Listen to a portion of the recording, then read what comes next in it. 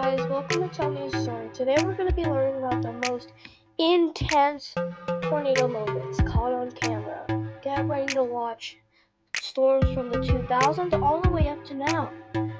Alright, let's get started. El Reno is one of the worst tornadoes ever, caught to be over 1.3 miles wide. It's probably one of the widest tornadoes, defeating a lot of homes and traveling really fast.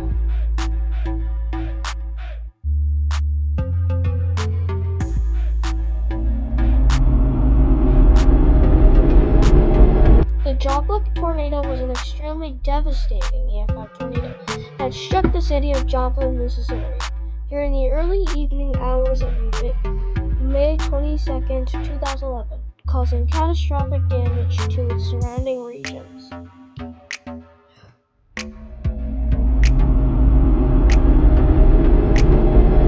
The 2011 sweeping outbreak was the largest, costliest tornado outbreak ever recorded, taking place in the southern, midwestern, and northeastern United States from April 25th to 28th, 2011, leaving catastrophic destruction in its wake.